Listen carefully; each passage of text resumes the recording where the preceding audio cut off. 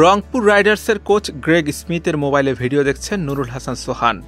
আগের ম্যাচের ব্যাটিংয়ের ভিডিওই হবে হয়তো, কি ভুল ছিল সেটাই হয়তো দেখছেন দুজন মিলে। নেটে মাহিদুল ইসলাম অঙ্কন করছেন পাওয়ার হিটিংয়ের প্র্যাকটিস। ইয়াসির আলী চৌধুরী রাব্বিও নিজেকে ঝালিয়ে নিচ্ছেন। জিএসএল এ প্রথম ম্যাচে রোমাঞ্চকর জয় তুলে নিয়ে দ্বিতীয় ম্যাচের জন্য প্রস্তুত হচ্ছেন সোহান সৌম্যরা। অনুশীলনে সবার আগে মাঠে নামছেন প্রোটিয়া তারকা তাবরেজ শামসী। তার পেছনে ছিলেন পাকিস্তানের তারকা অলরাউন্ডার চাচা খ্যাত ইফতেখার আহমেদ। অঙ্কন সোহান খালেদরা ছিলেন তার পেছনে। নিজেদের কিডব্যাক নিজেরাই টানছেন। গান শুনতে শুনতে অনুশীলনে হাজির স্পিনার রাকিবুল হাসান, সাইফ হাসান রাব্বিরা গল্প করতে করতে হাঁটছেন।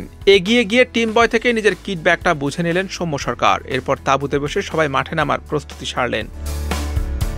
শুরুতে ওয়ার্ম আপ করে গা গরম করে নিলেন রাইডার্সরা। এরপর যে যার মতো ব্যাটিং বোলিংয়ে ব্যস্ত হয়ে গেলেন।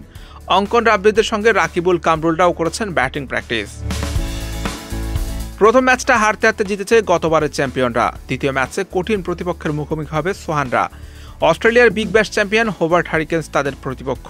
রবিবার বাংলাদেশ সময় রাত ৮টায় বিগ ব্যাশ চ্যাম্পিয়নদের বিরুদ্ধে জয় ছিনিয়ে আনাটা সহজ হবে না।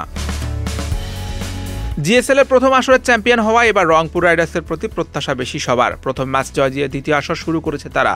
যদিও জয়টা সহজ ছিল না। নিজেদের প্রথম ম্যাচে তারা ৮ রানে হারিয়েছে গায়ানা অ্যামাজন ওয়ারিয়ার্সকে। ব্যাটে বলে দারুণ দলীয় পারফরমেন্সের পাশাপাশি উইকেটের পেছনে রেকর্ড গড়েছেন ক্যাপ্টেন সোহান। প্রথমে ব্যাট করে ৫ উইকেটে ১৬২ রান তোলে রংপুর। ইনিংসের শেষ দিকে কাইল মেয়ার্স খেলেন অপরাজিত ৪৪ রান ইনিংস, আর ইফতেখার আহমেদ যোগ করেন ২১ বলে ৩৪ রান। অধিনায়ক সোহানও অবদান রাখেন ১০ বলে ১৮ রানের ঝোড়ে ইনিংস খেলে।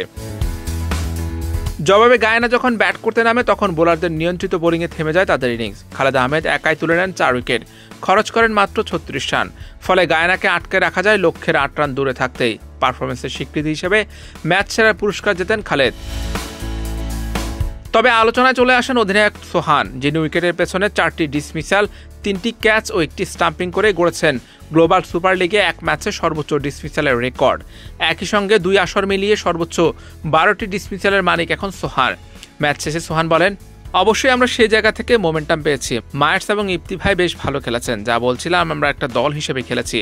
ম্যাচ জয়ের কৃতিত্ব দলের সবার প্রাপ্য। টুর্নামেন্টের বাকি ম্যাচগুলো আমরা একটা দল হিসেবে খেলব। Hussain Arman, BD quick time.